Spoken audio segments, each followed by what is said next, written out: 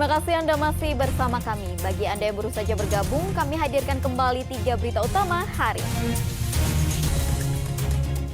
Diduga rebutan pacar, seorang pelajar di Makassar menjadi korban perundungan oleh pelajar lainnya yang berujung kekerasan. Ikatan Jurnalis Televisi Indonesia Sulsel gaungkan kampanye jurnalisme positif jelang Pilkada Serentak 2024. Memperingati Hari Batik Nasional 2 Oktober, pegawai pemerintah dan sekolah di Kota Parepare mengenakan baju batik.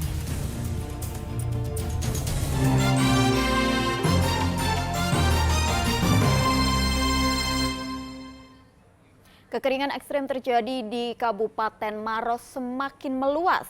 Data BPBD menyebutkan saat ini warga di 14 kecamatan mengalami krisis air bersih sejak beberapa bulan lalu.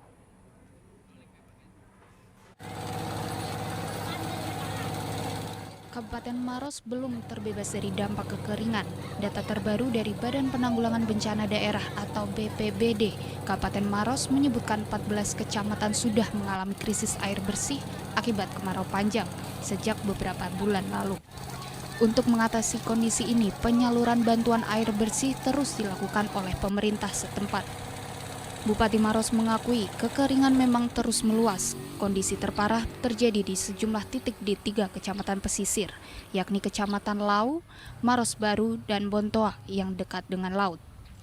Pemerintah setempat telah melakukan berbagai upaya selama 3 bulan terakhir dalam mengatasi kemarau berkepanjangan tersebut, diantaranya dengan penyaluran air bersih di 3 kecamatan itu. Setiap harinya petugas BPBD menyuplai air bersih 30 liter dengan menggunakan mobil tangki. Memang kondisi saat ini sebenarnya yang paling berdampak masih di daerah-daerah yang pesisir, yakni Bontoa, Lau, Maros Baru, dan Marusu. Ini yang paling terdampak dengan kondisi kemarau ini. Sudah berapa kecamatan sekarang, Pak? Sekarang ya hampir ya sisa yang memang yang punya sumber air, yakni Bantimurung sendiri, Bantimurung Simbang, kemudian suplai sebagian ya Turikale, karena kondisi Turikale saat ini karena jaringan kita yang di kota yang memanfaatkan Sungai Maros sekarang sudah tidak bisa kita manfaatkan karena air asin sudah masuk ke sungai kita, sehingga untuk IPA IPA kita yang ada di Kota Maros, yakni di Marampesu, sudah tidak bisa kita manfaatkan. Kita hanya punya satu sumber sekarang, yakni Bantimurung. Terkait hal ini, pihak swasta maupun relawan juga turut membantu pemerintah kabupaten dalam menyalurkan air bersih kepada warga di seluruh kecamatan yang terdampak. Pemerintah setempat juga telah membentuk Satgas Kemarau dari unsur BPBD, Damkar, dan Dinas PUPR. Dalam waktu dekat akan dilakukan pembuatan sumur pompa di beberapa titik wilayah paling parah untuk membantu warga. Raisa Habu melaporkan dari Kabupaten Maros. Memperingati Hari Batik Nasional 2 Oktober, pegawai instansi pemerintahan dan sekolah-sekolah di Kota Parepare mengenakan batik. Hal ini dilakukan sebagai wujud cinta terhadap batik yang ada di Indonesia. Memperingati Hari Batik Nasional Senin 2 Oktober 2023, para pegawai Dinas Penanaman Modal Pelayanan Terpadu Satu Pintu atau DPMP TSP Kota Parepare mengenakan seragam batik corak khas Sulawesi Selatan. Pemakaian seragam batik ini dilakukan sejak pemerintah pusat mengeluarkan edaran untuk menggunakan seragam batik di instansi pemerintah untuk memperingati Hari Batik Nasional yang jatuh pada setiap tanggal 2 Oktober. Kami dari Dinas Penanaman Modal Pelayanan Terpadu Satu Pintu melaksanakan kegiatan dengan memakai batik sebagai bentuk cinta kami kepada batik nasional yang ada di Indonesia.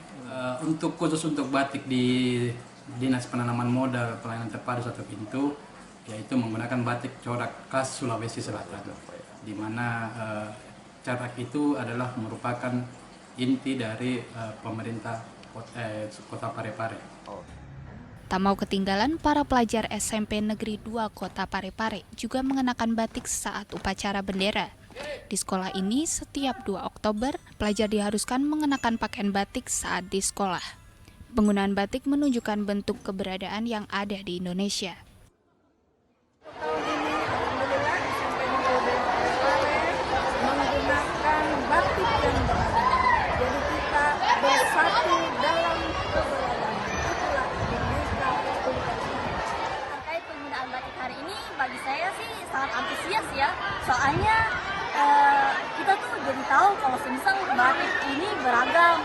Terus kita harusnya bangga banget soalnya ini batik udah jadi warisan UNESCO yang diakui oleh UNESCO. Batik menjadi bentuk cinta tanah air sekaligus menunjukkan keberagaman. Suwardi Gatang melaporkan dari Parepare. Ratusan ekor ayam ketawa atau ayam gagah berlomba memperdengarkan suara indahnya pada perhelatan Lomba Ayam Ketawa di Kabupaten Sidrap. Lomba Ayam Ketawa ini memperlombakan kategori slow, juga dangdut remaja dan dewasa.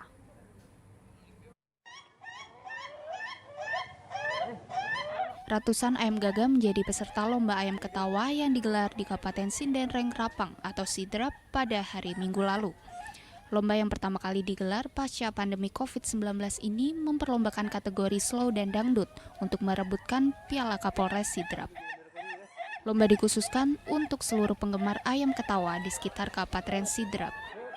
Pesertanya kali ini ada beberapa peserta yang datang, hampir sekitaran 400 ayam yang ditinggalkan pada acara kali ini. Pesertanya dari mana? Pesertanya dari lokal Kabupaten Sindenreng Rapang. Ya, acara ini bersifat khusus untuk Kabupaten Sindenreng Rapang khususnya. Ya, seluruh penggemar dan penghobi ayam ketawa di sekitaran Sindenreng Rapang. Ayam yang dinyatakan sebagai pemenang dalam setiap kategori ditentukan dari beberapa kali ayam tersebut berbunyi pada waktu yang ditentukan. Penampilan ayam juga menjadi salah satu penilaian para juri. Indikator penilaian yang ada di P3 Aksi, yang pertama itu suara depan, kedua tengah, ujung, irama, dan terakhir mutu suara. Adapun kategori yang diperlombakan yaitu kategori slow dan kategori dangdut. Yang mana ada kategori slow dewasa, ada slow remaja, dan ada dangdut dewasa, dan ada dangdut remaja.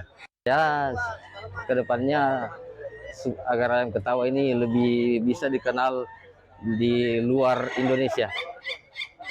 Karena ayam ketawa ini adalah seni budaya dari Sulawesi Selatan. Diharapkan keberadaan ayam ketawa ini kembali ramai dan dikenal baik dalam negeri bahkan sampai luar negeri. Sebab keberadaan kontes ayam ketawa ini sebagai wujud pelestarian seni budaya di Sulawesi Selatan. Suwardi Gatang melaporkan dari Sidrap.